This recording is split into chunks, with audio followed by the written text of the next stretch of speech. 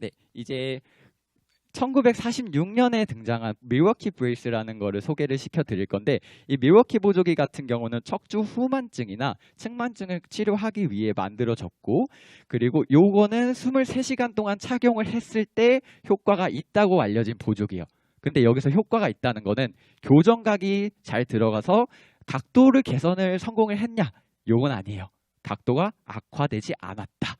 현상 유지를 성공하면 효과가 있다고 여겨졌던 보조기이기 때문에 네, 그 점을 한번 알아봐 주시면 될 것 같고, 이 밀워키 브레이스 같은 경우는 수술이 끝난 이후 처치에서 척추의 고정이 필요할 때 사용이 됐던 보조기이기도 해요. 여기 위쪽에 보시면 경추링이 있죠. 플라스틱으로 구성된 경추링이 있는데 이걸로 이제 고정을 하면서 네, 이 처치가 이루어진다고 봐주시면 될 것 같고요.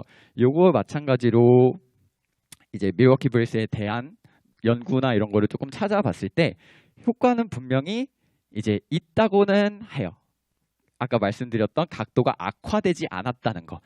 그래서 지금 보시면은 각도가 여기 그림에 혹시 보이시나요? 처음에는 26도, 그리고 인브레스를 찼을 땐 좋아 보이는 교정각을 가지고 있어요. 하지만 결과값은 36도가 나왔어요. 그런데도 이 논문에서는 그냥 그런 결과, 나쁜 결과라고 표현을 하진 않습니다. 네, 그 다음에는 1972년에 보스턴의 한 병원에서 만들어진 보스턴 보조기라는 이제 대칭적인 모듈을 가진 콜셋 보조기인데요. 콜셋 형태의 보조기라는 거는 몸을 전체를 감싸서 몸을 이제 전반적으로 압박하는 형태의 보조기를 콜셋 보조기라고 하고, 이제 이 보스턴 보조기 같은 경우는 세계에서 가장 많이 처방이 되고 있는 보조기예요. 그래서 그 말을 뭐라 그러지? 아무튼 가장 많은 퍼센트를 차지하고 있는 측만 보조기라고 봐주시면 될 것 같고요. 좋은 결과를 불러올 것 같은 교정각 엑스레이예요. 그래서 이제 진짜 좋은 결과가 있을지 조금 리뷰한 논문에 대해서 조금은 살펴보면, 많은 연구들에서 공통적으로 말을 하는 게 전과 후가 큰 차이가 없다. 그리고 흉추의 고각도에서는 이제 어려운 교정력을 보이고 있다. 이 점에서 뭐 나빠지는 않았으니까 이 보스턴 보조기의 이제 목적은 각도의 개선과 교정보다는 현상 유지에 초점을 두고 있는 보조기라는 것을 알 수가 있어요. 그리고 1970년대 등장한 프로비던스와 찰슨 보조기에 대해서 설명을 드릴 텐데, 요거는 이제 이전 보조기들, 콜셋 형태의 보조기들과는 달리 이제 파트타임 보조기를 조금 알려져 있어요. 이전의 보조기들 같은 경우는 몸을 전반적으로 감싸면서 최대한 오랜 시간 동안 착용하도록 고안이 되어져 있고, 이 보조기들 같은 경우는 만곡을 말 그대로 그냥 구부려요. 주만곡을 밀으면서 그냥 꺾어내는 거죠. 이제 이게 왜 그랬냐면, 이제 짧은 시간 동안 이제 보조기를 착용을 하니까 수면 시간 동안 착용되는 보조기예요. 그렇다 보니까 요거를 강한 교정력을 줘야겠다 해서 그냥 말 그대로 꺾어낸 보조기라고 봐주시면 좋을 것 같습니다. 그리고 파트타임 보조기에 대해서는 조금 더 이따가 연구들을 다루는 시간에 조금 더 자세하게 다뤄보도록 할게요. 그 다음에 비슷한 시기 1970년도 후반에 체뉴 브레이스라는 게 등장을 합니다. 체뉴 보조기 같은 경우는 3차원 보조기로 이제 석고를 통해 이제 캐스팅을 하고 개별 제작이 되는 보조기인데, 3차원적으로 이제 교정력을 이제 가진 보조기다 보니까 브레이스를 입었을 때 교정각이 40% 이상, 초기 교정각이 굉장히 중요한 척도가 되기도 하거든요. 그래서 40% 이상의 이제 교정각을 보이기도 합니다. 체뉴 보조기는 슈로스의 초기 분류법인 3C, 4C 분류법을 이제 적용해 보조기 형태를 달리했어요. 그리고 비대칭적 보조기 형태를 통해서 시상면, 광상면, 횡단면에 이제 교정을 시도를 하죠. 요게 체뉴 보조기를 제작하기 위한 석고폼으로 교정을 위한 비대칭적 보조기 형태로 이제 교정에 대한 원리를 어느 정도 엿볼 수 있는 이미지이기도 합니다. 이 엑스레이들을 통해서 3면 중에 관상면과 횡단면의 교정력과 결과를 확인을 할 수가 있어요. 관상면의 변화는 너무 확연히 보이시죠? 네, 초기 엑스레이에 빨간색 표시된 부분에 SP, 극돌기, 그리고 파란색 표시, 인브레이스 엑스레이상의 파란색 표시된 부분을 보시면 여기 횡단 현상의 교정력 또한 좋게 작용하고 있다는 것을 확인하고 있어요. 여기 SB 극돌기가 정면을 보고 있죠. 여기 같은 경우는 조금 대각선 방향을 보고 있고요. 보조기에 3차원적인 압박력이 작용했다는 것을 알 수가 있고, 그 다음에 이제 정말 중요한 게 시상면인데 잠깐 생체역학적인 얘기를 하고 잠깐 넘어갈게요.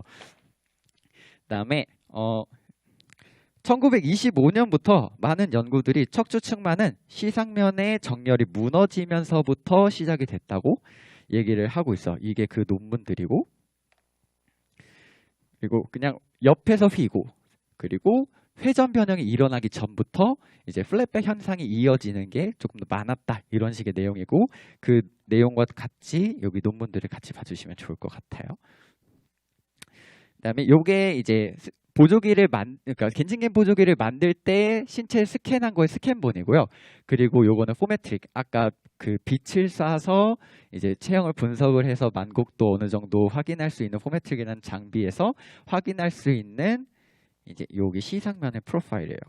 여기 부분에 플랫해진 걸 확인할 수 있고, 여기는 오히려 엔탈카이포가 일어나고 있죠. 다음에 많은 척추 측만증 환자들에서 이제 플랫백을 관찰할 수 있다고 말씀을 드렸잖아요. 룸바 로도시스의 정렬 유실을 유발하기도 해요. 그래서 정렬의 회복, 룸바 정렬의 회복에 대한 개념은 척추 측만 치료에 있어서 2004년부터 이어져 왔고, 특히나 그 SBP 프로그램에 피지올로직이라고 하는 시상면 정렬 운동이 있어요. 그 운동만 진행해도, 시상면 운동만 진행을 해도 이제 관상명 3차원적인 교정 효과를 얻었다고 이제 발표된 논문도 있어서, 그 논문은 다음 페이지 있으니까 한번 확인해 주시면 좋을 것 같고, 많은 분들이 아시다시피 이제 룸바 로도의 정렬의 유실은 이제 성인기에서 로우백 페인과 많이 연관이 되기도 하죠.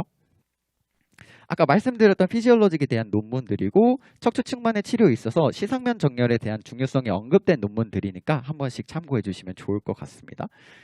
이게 체류 보조기를 착용했을 때 엑스레이에서 시상면 정렬 회복이 이루어진 것을 볼 수 있죠.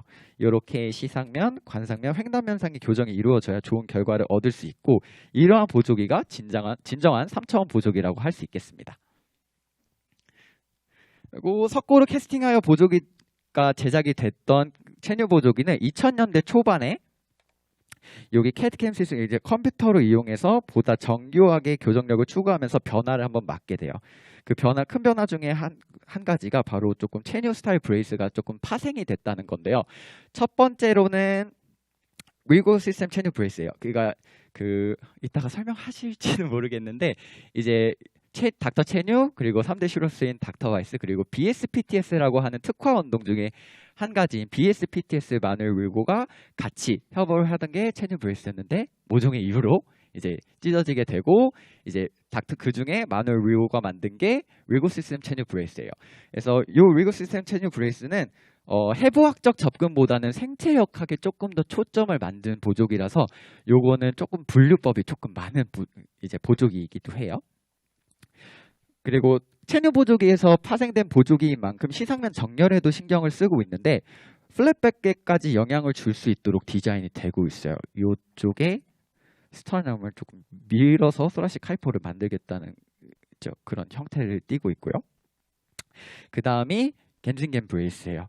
겐징겐 보조기는 이제 3대 슈로스인 닥터 바이스가 체뉴 보조기에 슈로스 원리를 더한 이제 형태로 보조기를 제작을 하게 되고요.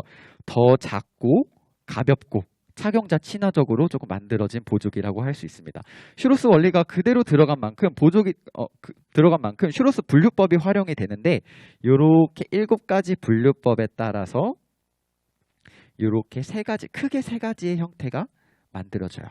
이게 흉추 메인 만곡이 가진 보조기 형태고, 쉽게 말씀드리면 이게 분류법은 더 많이 자세하게 공부를 해야 되는 거라서 좀 쉽게 말씀을 드릴게요. 요거는 이제 이중 만곡, 더블 메이저 커브죠. 그래서 요거를 메인 만곡을 같이 가지고, 얘네는 이제 룸바 싱글 커브, 이제 요추나 흉요추 쪽에 싱글 커브가 있으면 이런 식으로 분류가 되기도 합니다.